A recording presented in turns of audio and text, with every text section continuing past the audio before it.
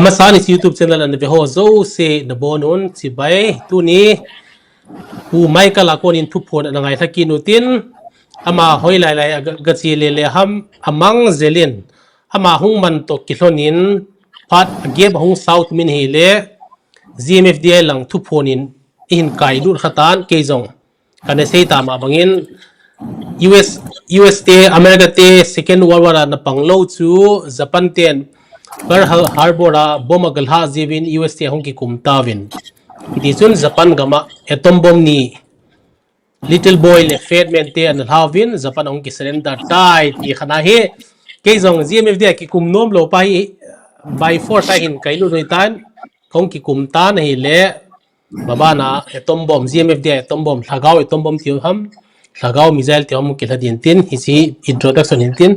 ki pau me Michael khabeto thu phun bol khom thedi im ki zin na kêu cái phải promote ai le Michael tu lai ta na tu ni thu phun ding in I thu phun ding ka tit ke thu phun ai pon na nga hin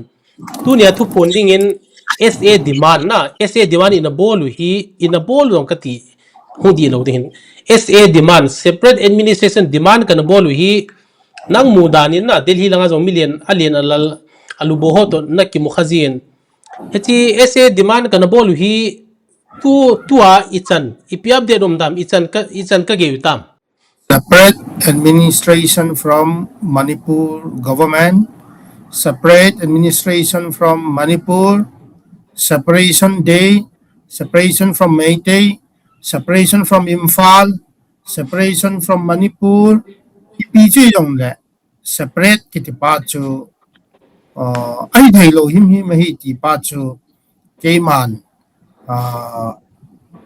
piti di ha kana ta san do dam pa ho chu kan saying in akipat na pa na ama bang core issues autonomous district council local self government democracy in the hills ipiji a lo ham ti ho ai lo wai le reserve forest sunga na cheng ve e ki ti ho ai lo wai le wildlife sanctuary sunga cheng na hi ve ki ti ho ai lo le protected forest sunga cheng na hi ve e ki ti ho ai lo le na chen now hi wetland sunga hi ti ho ta bang hi chi issue ho ai lo wai le na ho hi illegal immigrants na hi ve infiltrators na hi ve Burma ko na hung valut na hi ve khoyong tam ta na siemu ve ti ho ta bang til tam ta ki ngo to no ho ya be di pon it's also si to separate administration chu mu ting le se ngai lo he la ki chai sa ki solve sa tia chu lam kai pipu tam ta all India le kha them pen ho MLA sot no ho vin e hin ngan an sei dung ji wa chu ta san na nei ta chu i o phang na do wa thi ding le te thi ma sang e tia thi ding hin ding hello hela ki chalo hela gulum le ai ki le wa bol thei chan chu kum thum wal chu nam pi te ho adi te a ki ka pame te ho chun an bo dei tan tuni ni khon thil hi mi yong a thin kan cha yong a thin in le lo ida thawin gam na ko ida thawin ai wang a thu wang a thi poi a thu hi thilo hi a thu chi family le separate administration ki thu hi thilo hi zan hila dunga yong imovin unverified na unsigned undated UPF and KNO joint statement draft leak iti tabang khat ang leng do in hicha chun si ho chu hai ten constituency som chu aki hom to selwin MLA chu amo de shat kai ding in ki gom tup na nei tawe ti chu mu thei bin he tuni ni kho hin hicha ho chun party khatong sim ding ni pi thanop nom na dinga chu separate administration demand party SADP ai thei yong hinai sai lo koi machan SADP a political party the of the event ai wanga chi tamang bowling ti tamang mi pi so hina pal si an tham kit taw tuni ni kho hin separate administration chu ki people's alliance ho chun ke hon bol na win ka te no SADP party tha si mangai poi ku ki people's alliance on hon bol na win ka te tin seven Kuki National Assembly Northeast India or Loy in Jong, which is to separate administration to John say now say get the win. Now to mean for hit Congress BJP in Gang Imasa say di pon. Ipichui separate administration na to vote hong all kit ding ahin. Separate administration two wang to tonight boy. A two wang to tonight boy ahin sa jing live di pa cho ahin. Manipur administration, Manipur territorial integrity no ya suspension of operation agreement ground rule la abide kibol di wi ti akine tep na ana nei wang ba chun Manipur ke thei loading hi ti constitution a poi tin a sei them ho to don but them ho chun pata chun ana sei win ana don but tawin ichan ya convince na yam na hi lo ham ti pa chu nangin jong na ki het thawin mi pi ho opinion na decision na koi ta hatin ama wang ka sei nom pi pen separate administration wang hi tu chung Manipur Legislative Assembly election na wang hi chimin mang cha a hi election wang hum ke bol kit le kilometer hi tu lai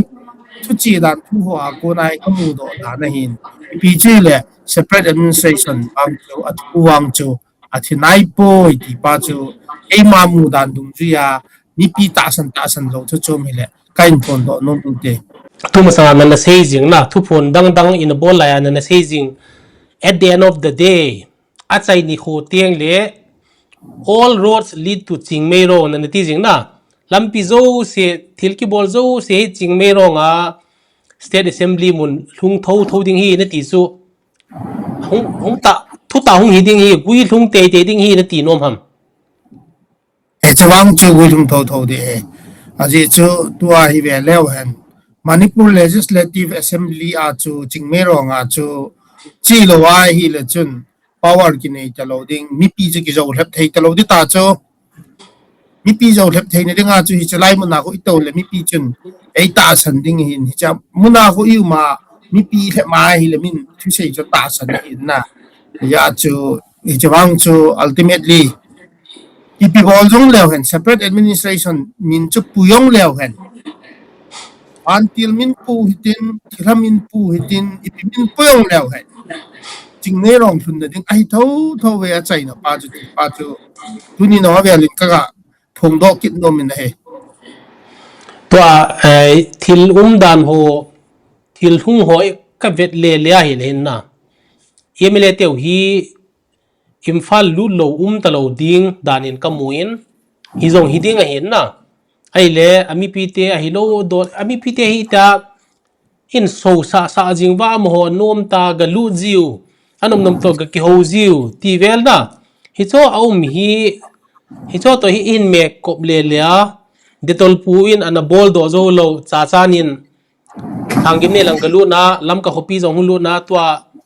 more lang na pong den ne dinga ga che ding bo hi ki war hitan hi to hum thei to ki no na na hi cho ji ta zo hi demand ese demand hi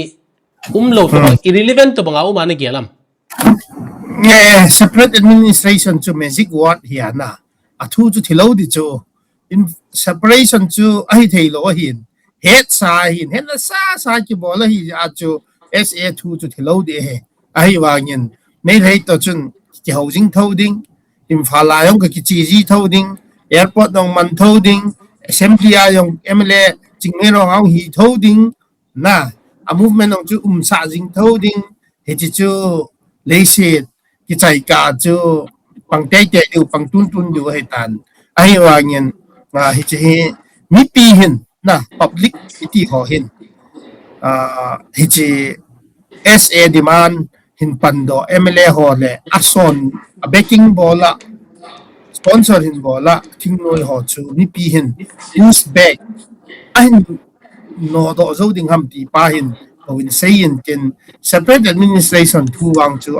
chu te jing yu he ti pa chu ke ma mu dol da na in Manipur Legislative Assembly Government of Manipur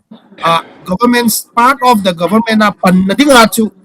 separate administration min man ding hiong le manami pi zo le ma MLA chu ga hi do phot ding ti chu KPA hin Kuki National Assembly North East India hin koi hin chu to ai mi pi zo le pin abol ki tho tho hin na ni pi che le ke ma mu da na wang chu SA WEF wang chu hin kret kit jing tho win tin angol ho nong ta san jing tho win tin zui kit jing tho win tin vokul north to vokul south wa chen naที่วงในกลางไว้จะกะที่ต่อกำยิบให้ต่อการพูดปีจะกะจนจะเตนี่จนวางเชียวว่าจะให้จนมีปีกี่ปีจนปอดต่อปนจนว่าจะให้จนซีหอจนมีปีจะหอยเล่เล่กินวินจนก็ไม่เนี่ยน้องชอบจนมังจะกินวินจนจะจนให้ตีเห็นไปนะฮะ vicious cycle ที่ป้าจูที่ตายกี่ตอลลิงจะงานเอาไม่ได้เลยดินะang anam thelo ding every 5 years at election ding timoi ho na jite adin do sa jing dio ajite when ni pi hep jing dio manipur assembly jing dio sa yong chi sei jing ding ta chu ni pi ji lem jing ding ti dang chu ke mudan khat a hin je chun sa wang chu mo thi pon te thu wang chu ti chu ka sei do nom hin te pumon ai le Michael tu in tua MLA ne ho hina pu les pu vung jingin balte ti tau te ma hi talohin adang ho se non BJP candidate ho hin tua san sa hin kivedwa na je chu center BJP ti har hi je wa mo ho hin ithal choi ho jong nom ta anom na ba ar ti ta hi koi le theu hin na he MLA dang ho jong hin next election upcoming election 2027 tieng le BJP ticket hin del lubin te hin mun ding in piam magic what khan hin mang bin te tina gel thawam separate administration chu number 1 hin tin number 2 na chu pitiha BJP party ticket chana he chu mi de BJP party ticket hiela chu SM na chu party khat sin theham ti pa chu aboi piwen unsigned unverified na today undated purported joint draft press release of UPFK no achun akimun hije chun BJP chu central government na pangahi je chun na pumun central government chun IPN bolding hamiti a il chun SOO group ho to chun mi SOO group ho chu India government agent mercenary hi je chun secret fund na secret government secret ai man cha dio hin government secret fund ho chun man cha dio le chun Indian army ke poi IB ke poi home ministry ke poi cho chun SO group ho chun man cha kit teng leo chun license to PTD ha dictate na license to freely roam around PTD ha cookie ai là cookie zo cái gì ho sung bet bet mà cho thú này anh ấy chịu cho naga to mấy đây cho lo gì cho hello ai mà vote bet bet tiếng à cho TPT đi ha power cho hắn so kít điều arms của mà không vào kít điều tiếng nói họ chun cầm tít cầm tăng ăn ball kít điều ai mình họ mà cho su kít kít điều cho ya cho cái say nom pen cho ni pham ni ti ai le am ho political TPT ha power sustain ding à cho amho tailo midang umponte ti supreme kahi ti vet sa dinga chu tactics zat hin bol o hin tua UPFK no na bol hi once upon a time Chorochanpur district congress hat like ta pu phung ja thang to pu tien ho ki contest jing ji like ta pu phung ja thangin congress cabinet minister mu le pu tien na mu ji lo phat ting le KNO lang ho chun Cookie State Demand Committee ti gadan po do jiwa ai ham ti Cookie State Demand Committee chumi pin asot GI le putien ho kip cabinet minister ham khat Bobby ko ma mu na ding ai le congress president ham khat mu na ding political lobby group ta na ai wanga chu political demand khat chu kimin put sa state demand committee ti tabanga ki sei tabang ho be mu hithei na pumun aji chu anak kibol lo te talo hi cho ma ngol ho chun the ma mum thu hia na ya chu to yong chu ka vet na hi la chun pi bol dong leo BJP ticket chu akimu le su group ho chu thu hin tin atiwa tu BJP hilo KPA apang chin lun thang to neo jong khu pumon na sai ping ama ni jeng jong khu BJP te get sung lu no wa kot PR kot hu ta cho het de khat cho BJP te ting sunga hu lut go wa kot an kyu ta cho to ang they already knocked the doors of the BJP kot bieng hung ta bo cho Putin lun thang ta ta pi kim ne ta ta BJP an lu tinga hung salem sa ta bo cho tu situation crisis pa hi advantage a ki create no wa BJP hu leweng kyo hin manipur hin normal si ken pu lu thei diu hi tia khu zo la na la khu central leader ko ma khu si yong se yu ta chu to ai vetang ya chu BJP chu non BJP MLA including pu ho khulet kip gen in zong BJP chu adei chu skuti han lang hi le ato son thing noi ho chu freely a vote capture bol thei ding wa chu thing noi ho ding a chu free ta license to do whatever they want so that they can give BJP MLA amas central leader ho kukizo council ki mu ki wa yong chu MLA ka pi di wa hi ke hon naga to mi thea ko na ni protect na ti chula kune a cobra ho to hiện truy họ truy kibol chau và bằng khom và naga khát khét li kít tàu cho lana kita bang chu mahin hi ja chu pumo ni vet na hi la chun ipiti de ha India government agent mai maya ti panga SAUT ki de lai bo bin na hi je chun ni chi SAUT ta san thei na lai ku ki zo kai te ho chun lifetime ma chu ngol bo lam diu awang si apang diu ai jeng ti pa chu ke ma mu dol dan le analysis ka mu dol dan na ka se ka phon do nom hinte mai kang nang tai zong u keng te sei keu se lo nang tai zong ku ki te mercenaries nan ti seng in e si pi ha thu ne head ham i pi ha mercenaries se hi nau i pi na phot se thei dam pumon mercenary ki ti chu piti de ha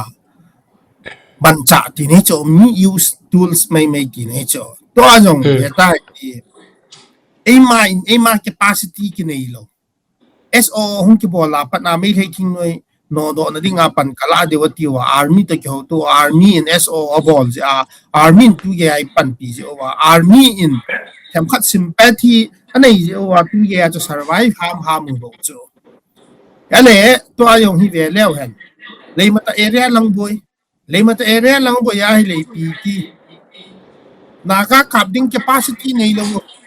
UPF in thalsom apo do di ke no in thalsom apo do ding thalsom ni jen chui te pi wa jen chui te chun NSN akap ding pia pan samai me yu cho nan nan operate sai cho ne chi khopum langa khu le mata area khu ne het fi salam ale ni ga ki use proxy use ki bol son kit min a proxy man na bana en proxy ke ne son kit so na ne ki ti bo cho to am chan he ale likewise to ayong chu naga le kuki in ai tha du tai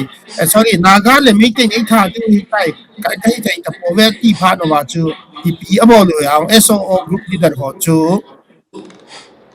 DGMI ya ga ki pilut kit no wa nei mang TCM DGMI Director General of Military Intelligence DGMI ya ga ki pilut kit no wa PSA ong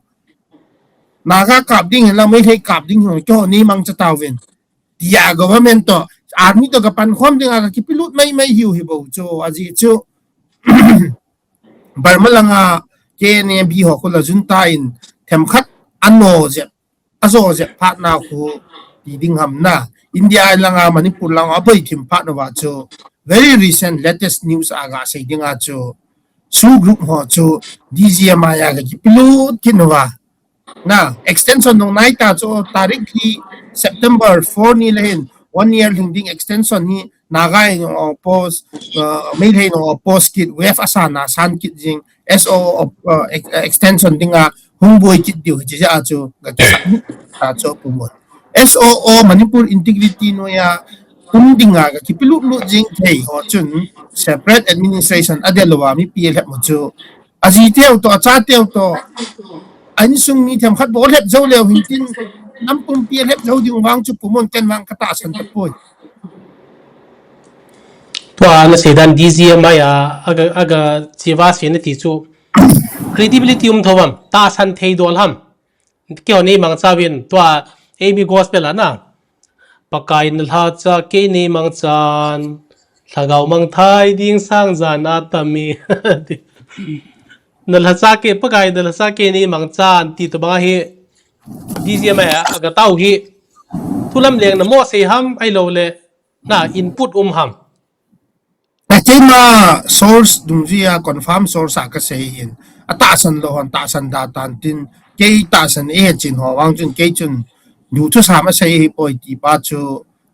head holding hin tin chawang chu confirm information he ti pa chu pomon ni pi ho head na dinga ka phon do no me he ken hi chilai ka hi hal khat hin up et hin hab beleng DGMI te koma director general military intelligence te koma ilam kai ho igal kap lam kai ho aga chi wa aga si ki atta a hiya le chun emi te dinga hi nu si ke lo ti sedan le pak zero ka he zero na zero ka he ki ti ngai te lo dham hi cho kap dinga mercenary sai mang sa win ti a hi na aje chu pon rum tho na ka gel tiang le thing noi ki hiya gal do dinga thing noi ki hi lo ham thali cho ya hi le gal do na di thal hi lo ham tu ma sangin se gil khom na thu se na jong pu PS hau kip a interview na wa jong chun an seitan boy lai ta boy hung kip pan lai ta mei chang in nei lo ku pakai pathian na to he thil gon he e ho dinga wang phat na he ti to ba na se kinin ita mei chang ne lo ku pathian to gon thil gon hi ai len thal choi lo ding phazo lo ding ham na he chi ke gel dan hi chi jong hal khat comments dan bol hin tin hi chu ki hon chun nang thu se hi ata thu ta hi an tam zo ji in na thu se adang ho kan gel tiang le aje chu tu ma sa thu phoni na bol na chun su group extension dinga hung na wa hin u German hi asunga kilu sa poi achang in room khana ki khume ki ti hi na sein thu di lo hi le hin ichanam khana ini nia in la pa na love letter mu di hin na thu di hi zen ni ma sa se nom povin a se thei povin hi to bang hi to mai kalina hin se chu viewers ho dinga ichan ham khana hui mulawin thing na ling poi ti to banga adi na khat mei thei ding ham ti hi mi pi te ni gel di ba ka de hin tin to kan se su na hin ipya ipin no comments no mom pu ps hau ki interview na kan vet chu ba bare hai mai bema tai sorry bungo ti di jeng se pai ai lo vale ama phaten ka ve na pu ps hau ki venom lo sa ka velin akki para sai to ka kan vet chu emite hi statehood ki mojong le theocratic state pathian thua kam ki vai hom te direct a pathian to kilinga vai hom te hung hi diu ham echi lai 1949 na 1948 49 lai tibet gam to banga dalai lama hi gam sung pumpia ho tu dol hi le politics hi le head a neva ama thu gam sung chia sepai military modernization lang ho sanga ho in lang temple na ti ho lang an sata bolova a chaina seneten etek hin bol le pieleten etek hin bol le chom khan jong ding zo lo ti ho wel to bang hung hi tiu ham ti hi pha nang ngai dan tumon zan yin jong Federation of Civil Societies Organization FOCS atiu MLA chat cho hipon president pau panga lei to Manipur CSO study tan tin la academic discourse na kazaw cha ung chun ka sei thoin ka sei nom pen chu ipibola hi meithal kidom ham insurgency military mighty British to say that Indian government Indian military douding a chu ipija ki pe do ham ti pa chu hi may he ho chun analam kaiwin Indian government douding a Indian military douding a chun UNLF an ki phutnin ka mai ho khat rong mai ho khat chairman an hin tha do ho thang ko pau sing sit amon ku ki ti jiwen ama vice president an hin ti chun UNLF chun India army chu in a form of military ya do go cho ung ki pedo cho bisina mitila marzer manipur india lu dei lo ja chu manipur chun sovereign status adei ja hin chu che ki chin aba na hin tibet ki na hi le nscn im 1980 ahung peng do kin in nnc amui va to isaac in an bo kin ama ni interest su hi ai le manipur india alu chu hi lo hin Manipur state sunga naga inhabited area ho si to Nagaland sunga to hoi lai kolle pa ai ko kho mai le naga sovereign country khat del ai ki na ma ha chu hiti jun ibet ki na hi le 1987 88 jun knf ai kn ne hong ping do kinin amo chu anti india hi kit lo pro india we are indian even homeland tikin cho to ai to hi we are pro indian ti chu india mi ka kap ko po ve ki hot ai ba chu gam ka de le ti ken na india ko ma ale athal khu ipya man cha ding hiao vote parting le election ja ki phut do to bang ta chu la ini sa ho vote parting le nampu a bola vote la sa na ding athal ki dom mai da na leng doi ale chi pi chu hi i kom self defense na dinga mấy lên e tek ta na gan e tek ta self defense na di ka mấy chang ini lo pa chu i sei thêm ko te te ya pathin in ye nge pathin thil gon wang chu pathin plan hi but pathin plan hi ti ding a chu koi the pon or a mấy thal na do mu chu purpose lo hi lan na do mu ti na tabang hi cho pumun he chun india government na concept thil khat ki de ya india government pressure pe na ding a thal ki do ma athal chang na ki nei lo ki bang thal ka nei poi ki ti a ki panga ki sei them ko te ki ti chu yes everything is god's plan pathin thil gon choi so ke ye ai wangin pathin thil gon hiong le mi him mit vet na bolding chan ho lo ho chu i vet nai le objective o ki chi poi ai lo wai le a mission a vision a target nu chu committed te in a pursue poverty na la de hi yeng chu ale hi cho chu a sei them mana pathin min ham khataga pana bible chang hoi la ham khataga la aga su tu a aga me bet na hi chi chun hi sa go te te chi ta san jeng a chu len set wang chu ta chun chi pon te a ji chu reality face oi tai we have now faced the reality a ko na ki zambang thelo chon na reality a ko na koi ma ki zambang thelo chu you need to face the reality ale tu ni ko hin pathin lagaw min le pathin min se se mana ei malung de dia thil hei to ki ti hi pathin man cha mala la satan man cha zo hi ka ti no me ke hin bizenem ti le satan chun hi cho bo cho dei hi chula pathin min man cha mi het ding pathin min man cha zo sei sei jing ding ti pa chu satan ki pa na hi cho chi chu satan objective hi cho agong kum cho ven hi cho ale tu ni a hi separate administration sei dawin lang manipur ke ding o sei dawin lang nasi bang bang wa chun phata chun hiti ding hi hiti negotiate du hitin sei tawang kati hi chong chun bol nom lo cho ale so group ho chun solution na de wa thal chu surrender bowling ati wa hele azit langa mail hai avei langa naga in ncnim to mail hai thing noi ho thal dom dom na la ya ama na chang sa very good koi tai ma thal dom lo hel be ta om ding ki lo chu hithei nam ka ti he ja chu kalam kai ti ho chun pathin min mo man po te hi chi political demand ki koi pa hi separate administration demand MLA hon 12 May 2023 an so wa chu pathin ko ma thumu wa pathin in e sa hi we ji demand yu tai ti a pathin in ho pi nau ma chu thum sa ham ne chong chum lo he pu mo nom no phatin na pathin chu koi ya nom no phatin le koi do ding ki ti chu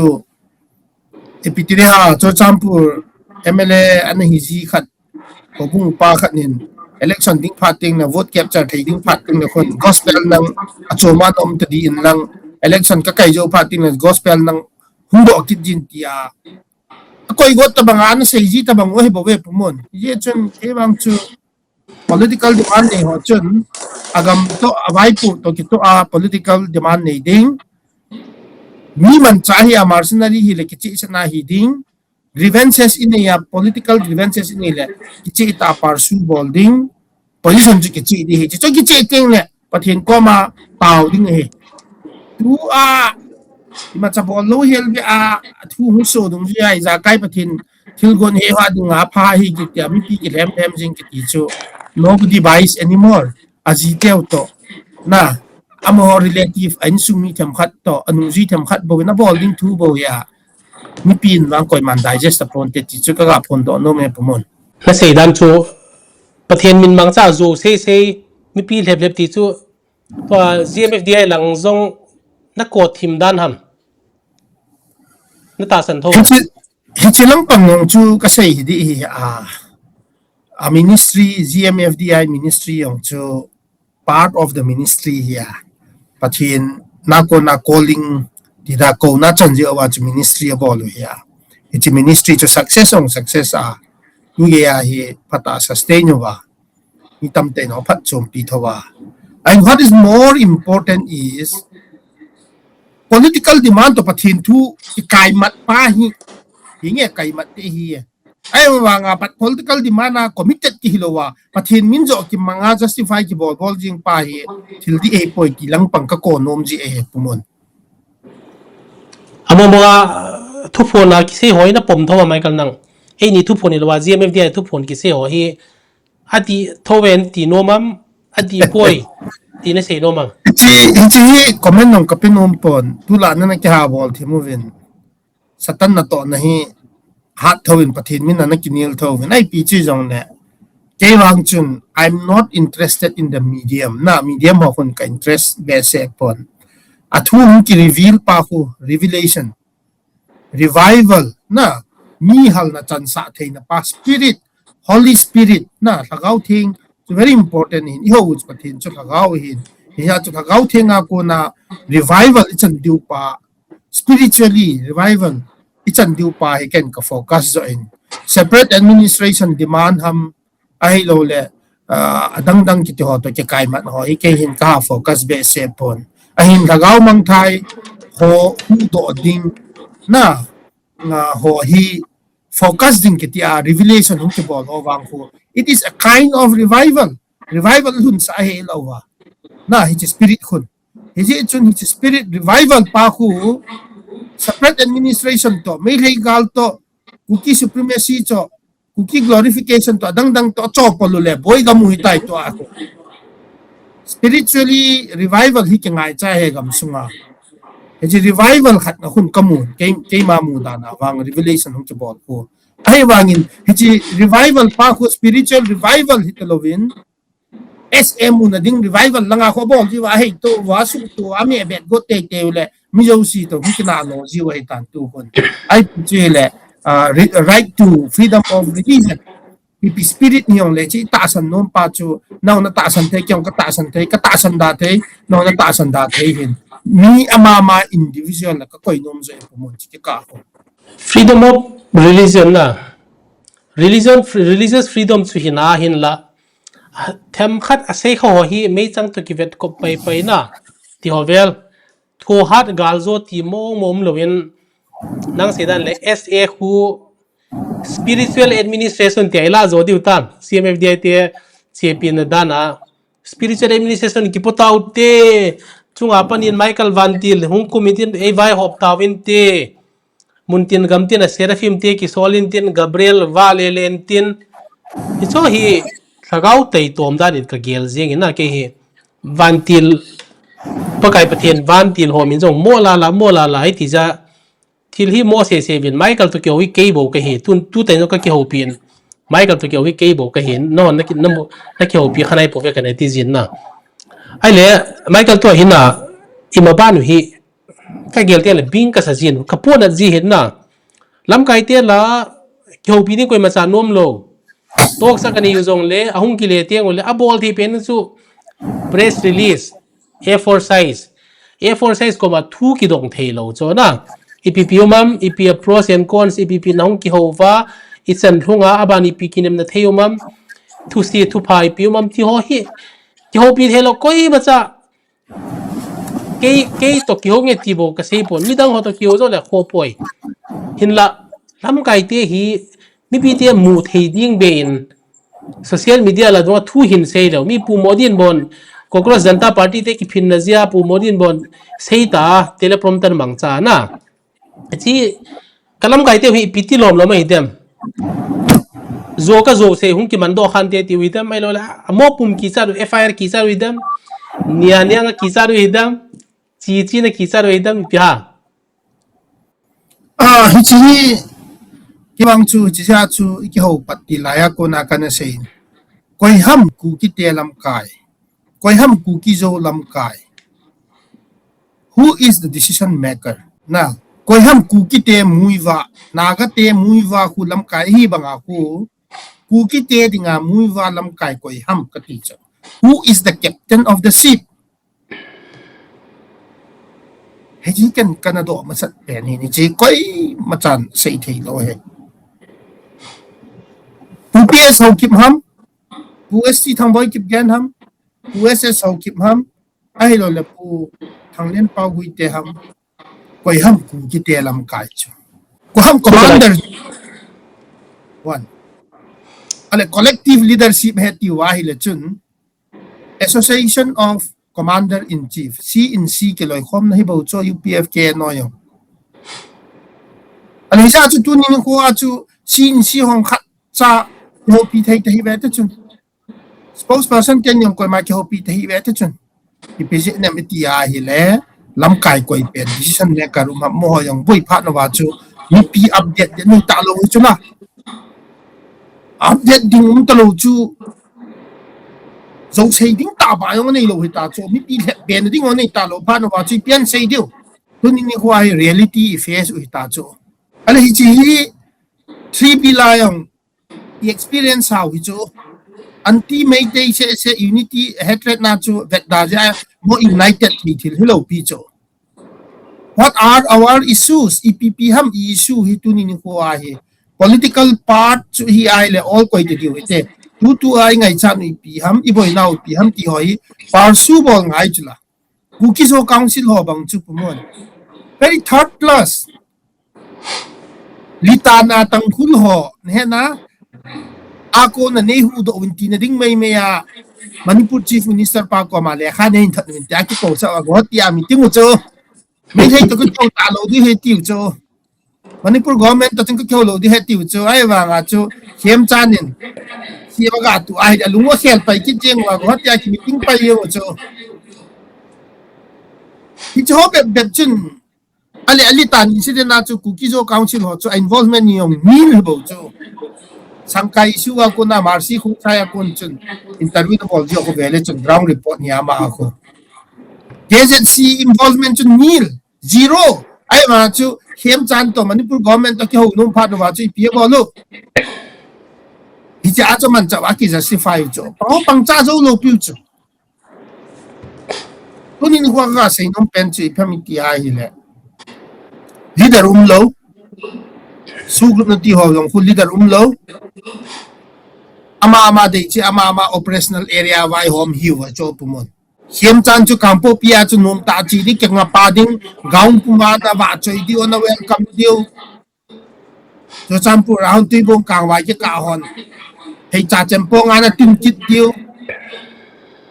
zo mi lang hon welcome ati kit diu welcome to zo ga mati kit diu hello hong chi chu ni pi bol diu ale chi chu sai kot MLA pa yong chun tu lang ako ikitu kay tu hin nang hi modi yung le chun ipiam khat na pinom na dem tia koi san ale do ta cho pumon a ground reality na hello ja chu ana sei cho e ho chu na ground reality chu ana ki hewal hi ta cho izo het na gama cheng hi ve ti chu al tu ni ko chu ka sei nom pen chu mi pi ka hi ti ku ki zo ka hi ku ki ka hi ti si chun dalam kai ho chu update ki thum tawango accountability ki thum tawang dalam kai ho masang ma accountability na thum ngam lo wa update ni ki thum ngam lo wa na pe lo wa no ho own problem cookie specific cookie zo specific problem hi don't disturb us ki ho nei disturb ni even agu gu aphaya chi ka hi lo pu cho thang pho nga hậu kịp cái gì vào ngã chú cầm nó cái can là hậu kịp cái giàu vào ngã chú I'm not cookie katia infala kachiwa may siya nong kokomi amuko FOCS arambay nong welcome home itiwa except ay bolu cho pumon hiti parlaya chu cookie na hi lawai le infala chin ti ho chun demonstrate ka bol ka zo cho ale tunia hi cookie ho chin infala pi bol wa e por ho pa pa yeng ho yaong value of that atiwa chi chi yeng ho yaong ya chu ka ki chumlap na ka say hey boy I'm not boasting myself we have understood we have seen the reality chu ina mutawe kilam kai pa hi aun boy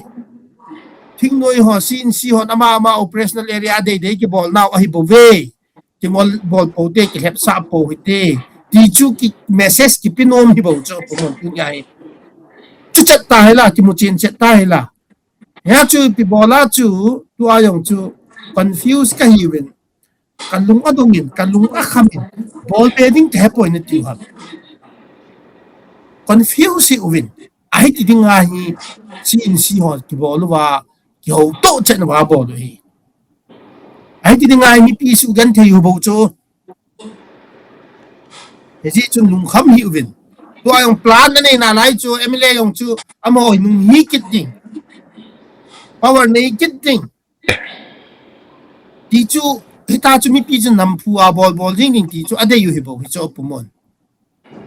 ya chu ka sei nom pi pen chu lung kham angai poi ai ti ding a bol sao hi ai ti ding a hi India government nong design a bol sa hi bo ve lung kham hi uvin ti chi chu ye chu nam pi te ho chu lung kham hi uvin ke ngol bol na lei sit ai bo ve khanin khat ngol bol na hi bo ve lung kham angai poi na bol thei chen na bol hi tai kyo tha do sunga hi 1990s laya nagaga laya kukilen sat do dinga eina ki ngol bol long hun set tai ti atama tam cho tha do lam kai ho sunga hi ti ya hi le kha ka sim do lo hi kukilen cho am ta ta ka ki so wa ka na boi piu le ka kere ki chai lo ti tam ta ko mu cho wang khang tha ho future cho tam ta to am na lai cho testimony tam ta hu po do na lai de he pumun ji chun away for what to enjoy say ma ba wa then clearly ka say hi naga hi lo thing thang ni si chu we are zo fate zo ethnic tribe hi we khat hi we but we are not kuki wang hi po we kisan wang khat hi we zo ethnic tribe hi we zo hin tha do hin mar hin pai te hin we are one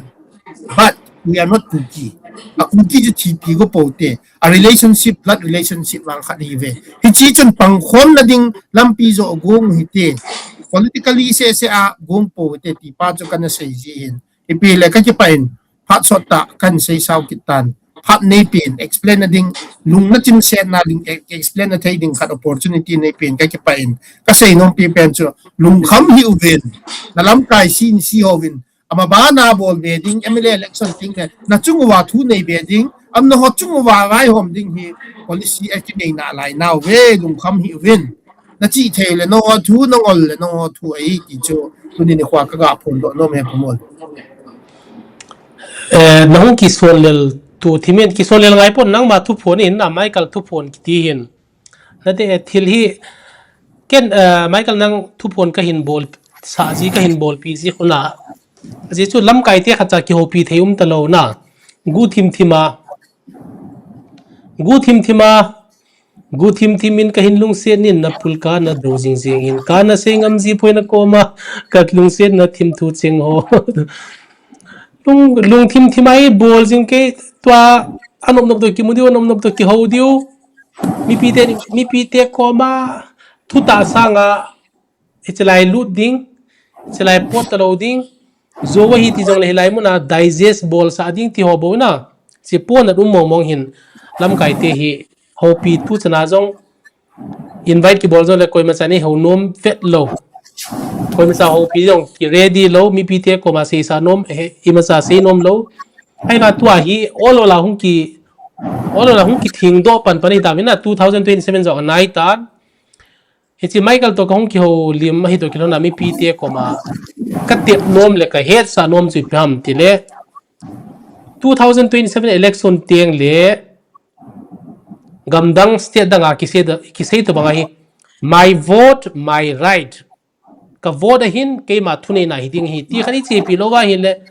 anom nom thing noi lam kai ho thing noi thal choi ho thu thwai nung kin wa hi le thlep na ko huwa il hu deu hi ti ke hin se no min tin ai le michael kun nanga kon ina thu phon in danin ngai tho jiang utin hito banga lam kai ten thal choi hon mấy thal toi vet ka vai hita bol khu 2027 election tieng le hito banga chu enough is enough ka khop ta ve ab mal tai ki ka tho zo ta po ve ta mi piten pan ki la do thene ding e ma de vote ki la then ding a to mi piten na inam mi piten ito bangin pan la le ti na se pi no ma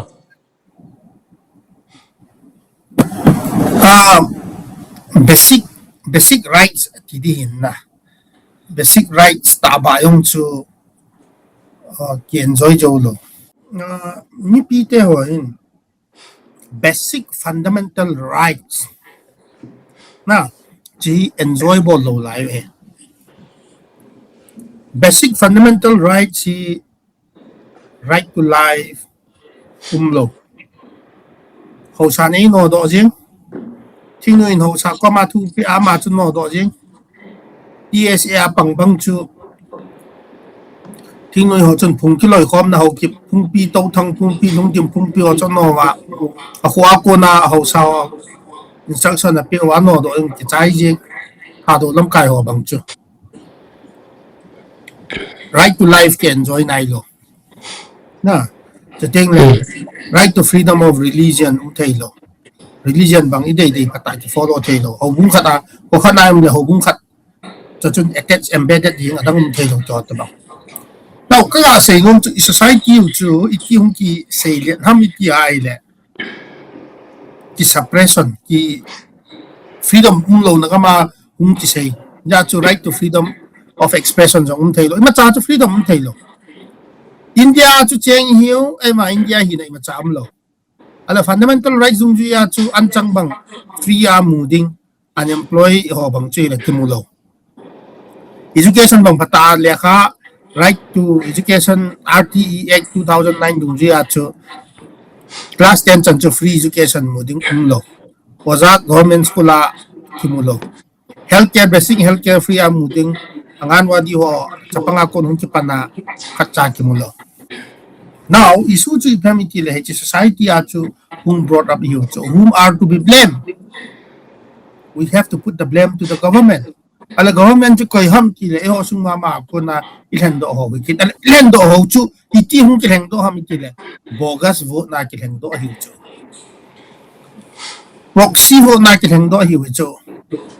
mi pin khat ve na vote chi na ki ha diu aba na ko na lu thei ta lo du chi ti chi ching noi hon boot capture ball wa thau chu chi chui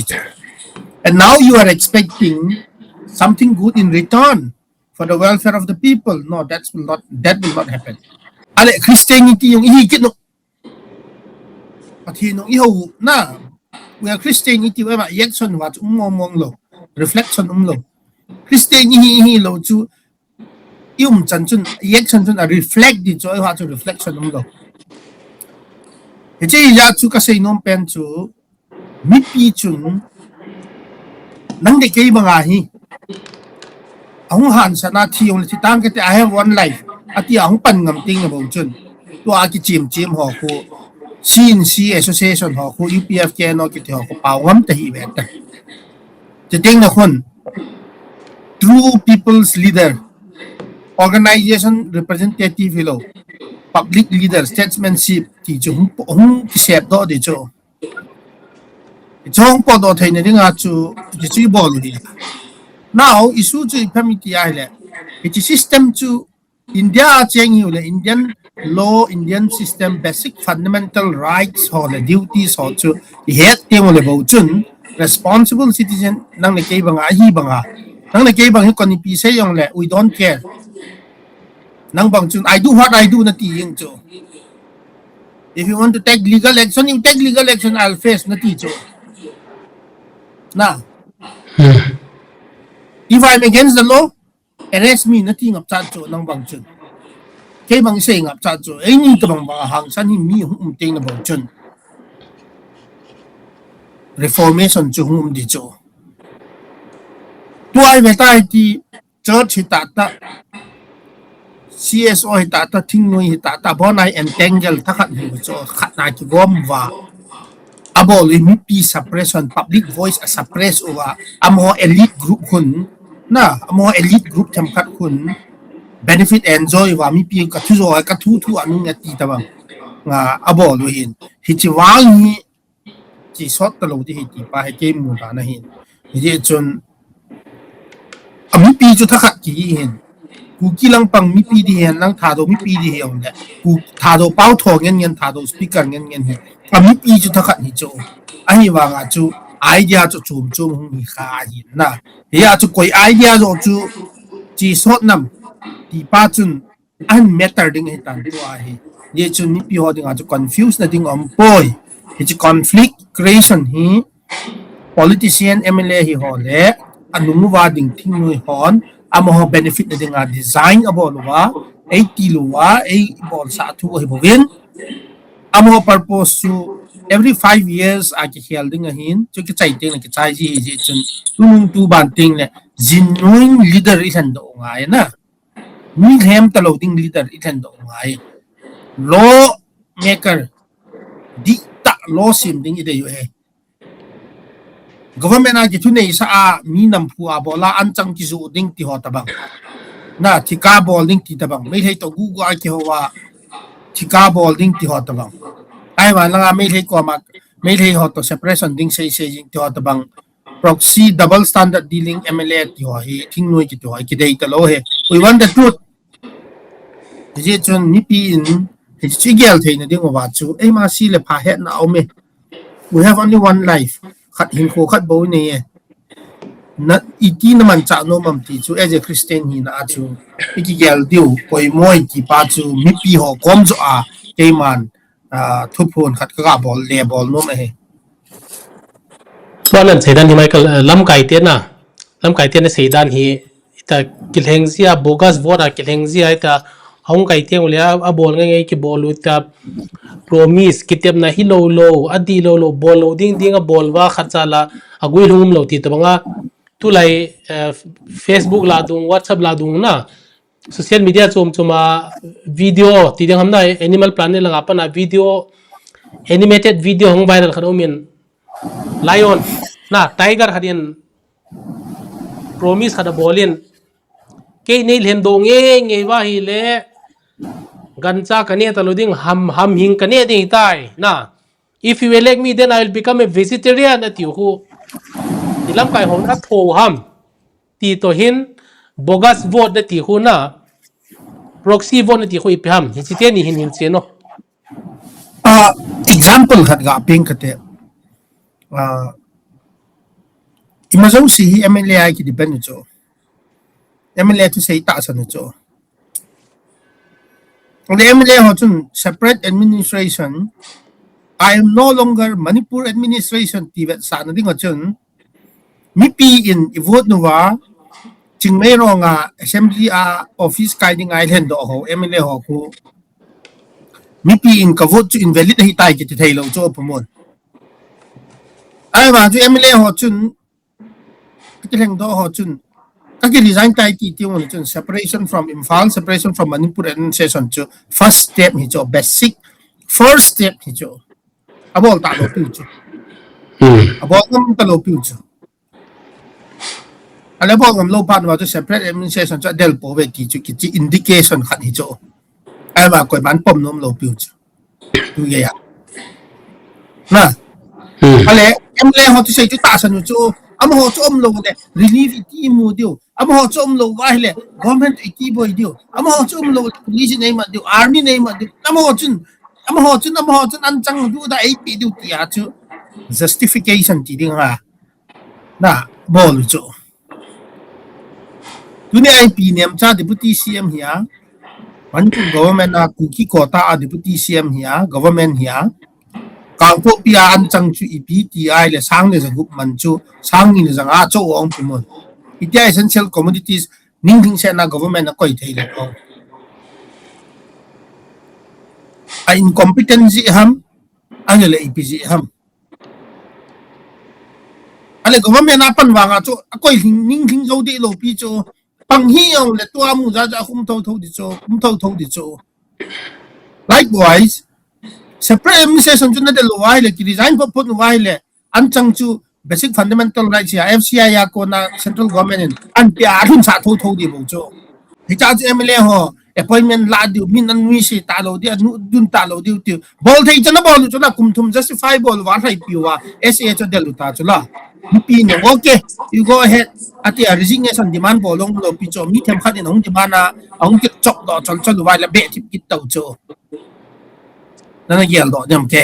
resignation campaign khat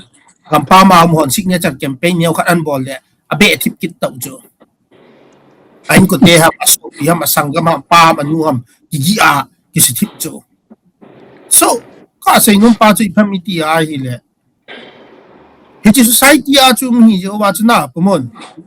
na question chu ga don ku ding dan chu ka bet na hi le chun MLA chu a thu che pe ni chu ultimately they are the leader ale MLA ho chun 8 kil ji wa ta san ji wa chu khi ding yo le thi tang ki ti in the name of nam pia chu ki kat do a mi tam ten pan na la chu dunia hi rik par ka sadum chu lo ma chu lo never dies it may sleep na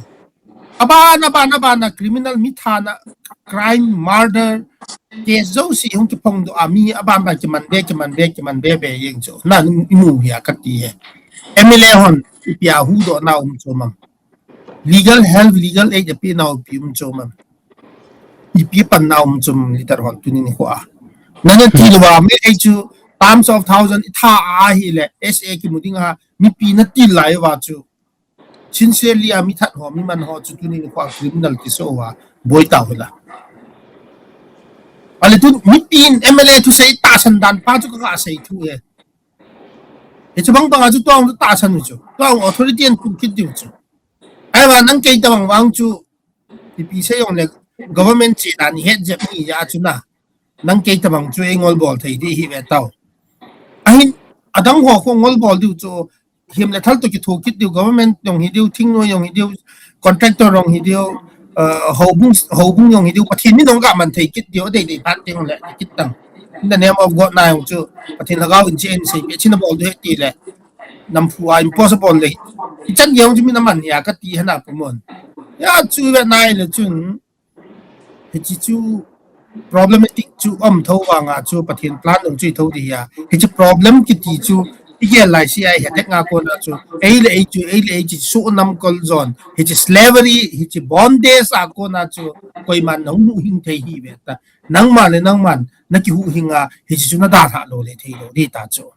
ya chu to MLA election bo hi chu focus chu MLA election a chu vote nong piu chu la pomon thing no vote nong piu chu la sum jong don wai piu chu la pi thei yo si piu chu la mi pin a pi lo to lo pi chu ai ma to ho lai lu no hwe hun nam to lo cho ki tu to lo cho le tong chan thum be ki du cho tong chom ho candidate hu ki be ki du ta cho to a hi wang a ki hiang khat chi phami ti ya le special intensive revision SIR hung pha na hi bogus vote tam ta hi leng khai ta cho kumon genuine vote bo hi den ta cho ale hi genuine vote hi UPF ke no thing noi ho chun am ho personal benefit nga capturable theina lai du ham na phal na lai di ham ti chu na vote ni ki protect zo di nam ti chu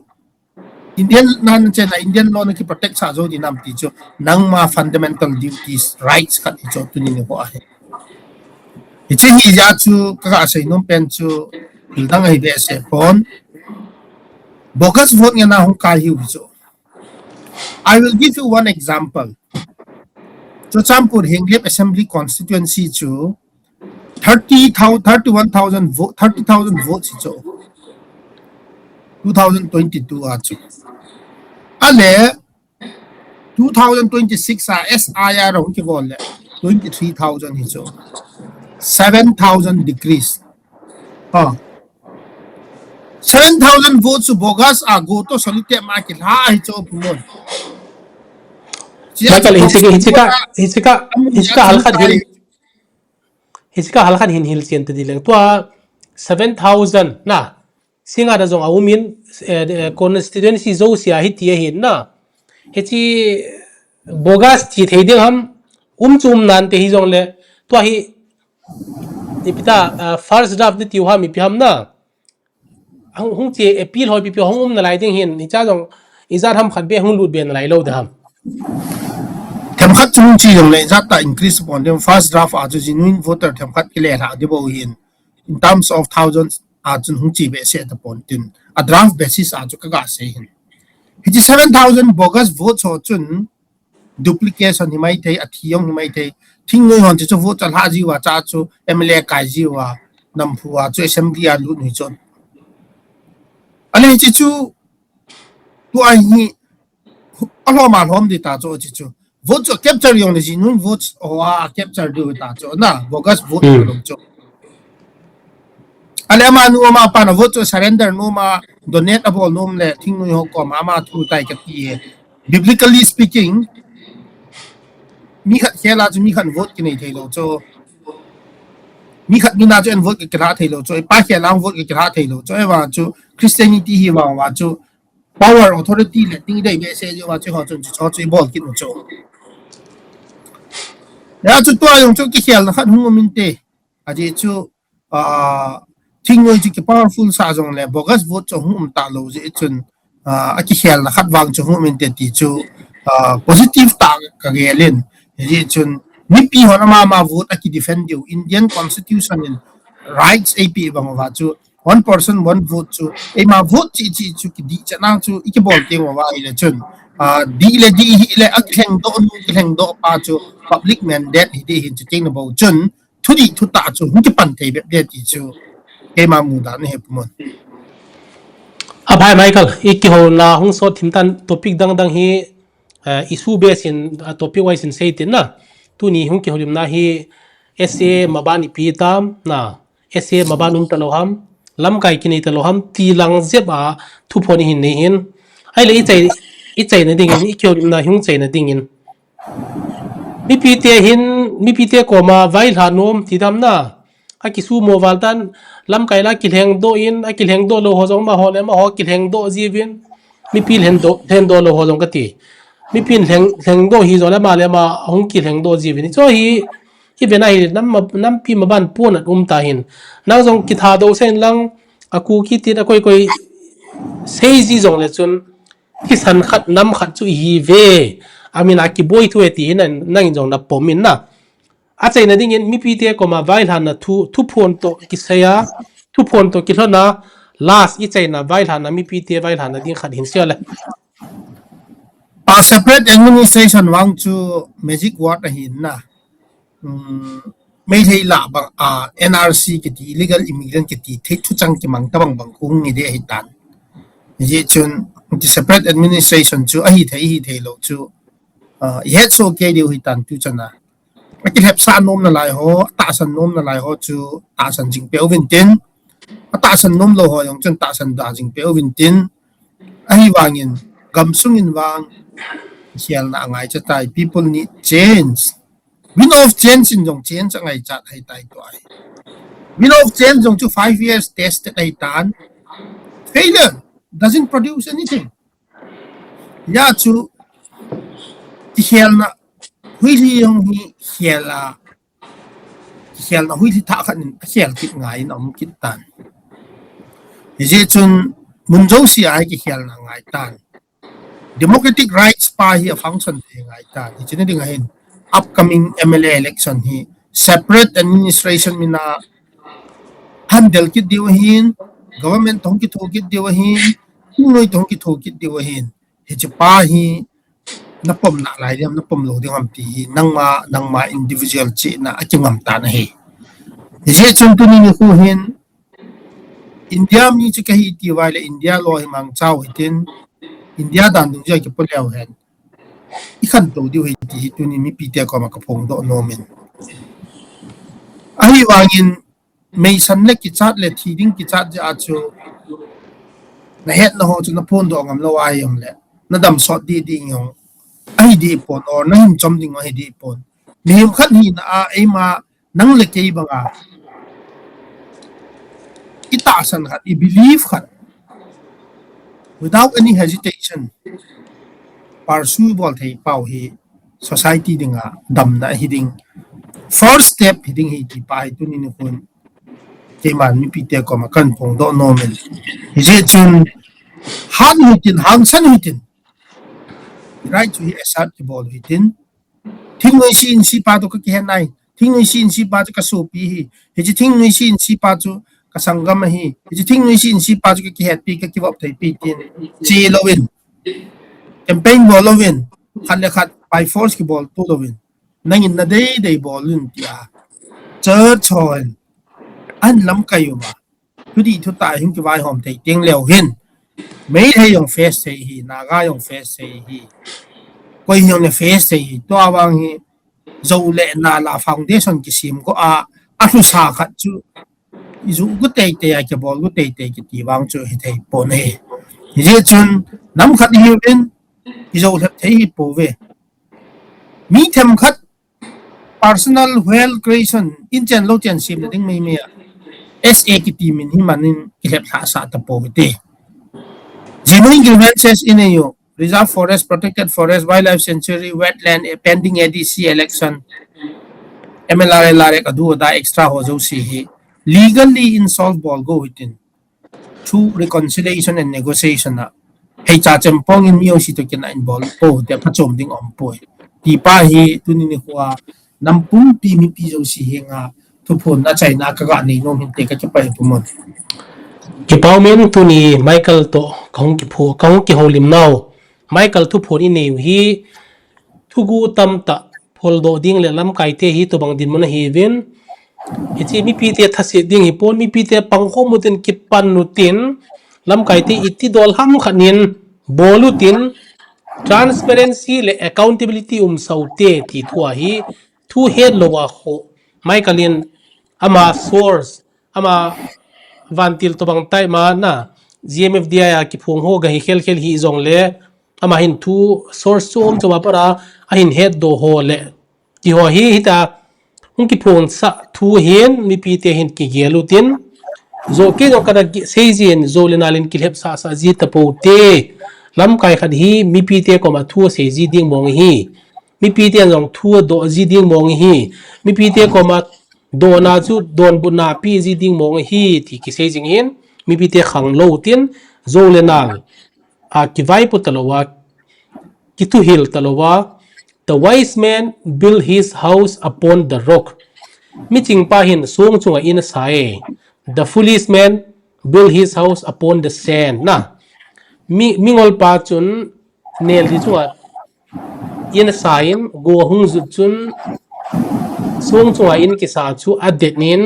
nel di chunga chu in chu alhutai ti hi imaban hi sa dautin tu hin ki gelu tin ki ngai to tin mi pi ten mi hi a hi da mo ve da lowa athu se hi ipiham ipi phat chom pi tham ti dola vedinga aver vela hung ki te moin tin IPP zong le ki paumin tuni Michael tu phone anang ai tho zo se na bonun si bai lamang pha ki paume Michael a cha pai pumon ang pa